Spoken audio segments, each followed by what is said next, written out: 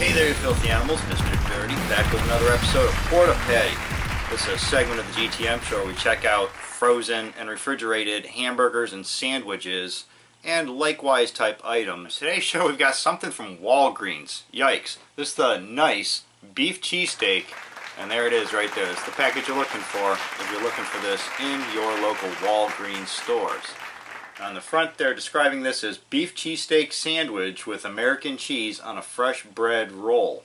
And it says keep frozen, cook thoroughly, and it is microwavable. But on the back there is oven instructions, and they're not that long. They're only like up to 12 minutes to bake this in the oven, so why not? You know, why microwave this like a cubicle rat? And we got the luxury, why not? We're going to go throw it in our oven like a boss and cook this up and do it the proper way. First, let's take a look at that picture on the front right there. Gratuitous amounts of beefsteak. 2 layers of cheese, one across the top, one across the bottom. I'm not quite sure what that Philly style sign is right there with an arrow pointing down at the edge of the sandwich. Not really at the sandwich, but like where the sandwich meets the plate. Not quite sure what they're getting at there. Crack this open and see what we got. Originally picking this up, I also noticed that they had cheeseburgers and a couple other type of sandwiches in the freezer, all with seeded buns. Youch. But I really expected to flip them around and see that they were made by Pierre's, because they all look exactly like the stuff from Pierre's, but they all say that they're distributed by Walgreens. Now it's distributed, not made by. So nowhere on this box could I see anywhere where it said who made this. It really looks like Pierre's. Boom, there it is right there in the plastic bag. And yeah, that is an awful lot of steak meat. We do see a double layer of cheese. You can see it down there on that end. One at the top, one at the bottom. Looks like most of our meat is tossed at that end. What's that red stuff right there? Yeah, just a reflection of the lighting on the tip of the bun. But we don't have to keep it in this bag because we're putting it in the oven, open-faced like it said.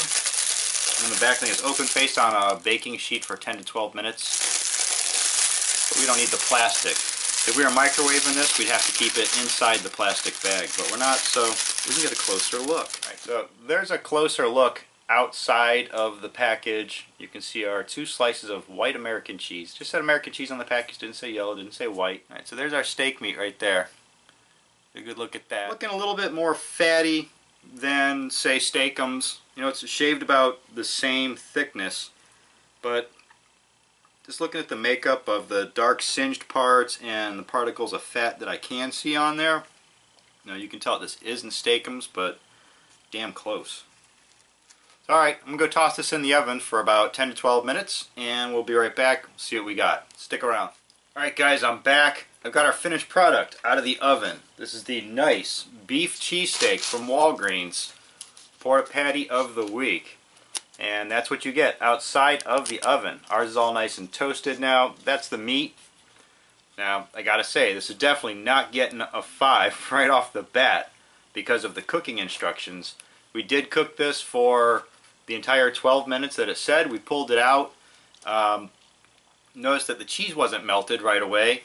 And the meat, as I grabbed on some of the meat, it was still frozen after 12 minutes. So we fired up the heat a little bit higher to about 410 from the 350 that they had it on. We hit that CircuWave button and we let it ride out for about another 5 minutes in the oven. That's when we started seeing the bread starting getting torched up here.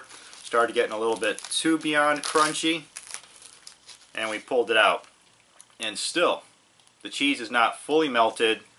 The meat has been warmed up. Thank God it's pre-cooked meat. You know, you can still see some steam coming off of it, but yeah, pre-cooked meat. We didn't have to worry about that being undercooked or raw or anything like that, but still, you know, when you say 12 minutes and you have to put it in there at a higher temperature for another 5, that's bullshit. Alright, now it doesn't smell bad at all. I give it that. On aroma, scent, not bad. Gonna check out one little half, and yeah, this is like a dinky little sandwich, to be honest with you. You can see right there the cross section. This is just half the sandwich, but still pretty dinky.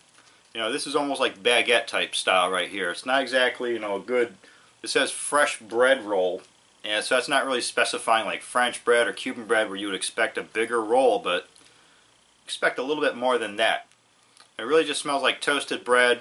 Smell a little bit of the meat, but more so, you know, the fresh baked bread from the oven. Alright, here we go.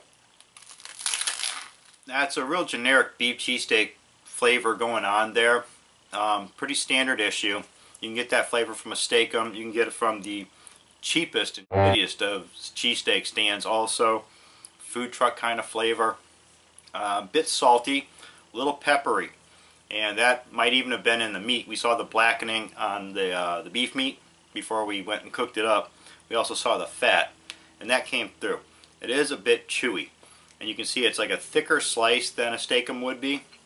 So this is more along the lines of like a real cheese, you know, beef cheesesteak, where we're dealing with a more realistic beef product here. So it does have a bit of a snap, a bit of a chew to it. The cheese, it's just there for texture, for gooey factor, not so much for flavor on this one. The bread, you know, it might have gotten a little bit overdone in the oven, but still, the roll isn't bad. Yeah, it just tastes like fresh baked bread. It doesn't have a standout flavor of its own. It's not like a sweet bread or anything like that, but it's not overly floury kind of tasting either. Just like a nice doughy taste, kind of like a pizza crust almost. Definitely, let's take a peek at this real quick. I mean, once again, here's our sandwich, cooked and everything. That's it, you know. And here's the picture from the box. So, yeah. Overall, we've seen way better beef cheesesteaks on the show before, even coming out of Walmart. I don't see myself ever buying this again.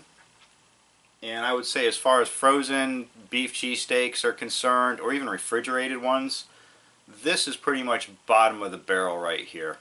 I'm going to go ahead and give this a 2 out of 5. If I can end up either tossing this over the fence to the pit bull next door, or chopping it into smaller pieces and putting it down the garbage disposal, I wouldn't even enjoy a free one of these. There you have it, $3. The nice beef cheesesteak from Walgreens. I say for $3, this is not worth the money. This isn't a value. This is pretty gross for $3. If you had this already, let me know what you think. Leave me a message down in the comment section. You can also follow me on Twitter @TheRealMrDirty. And as always, get out of here. Go have a rotten day.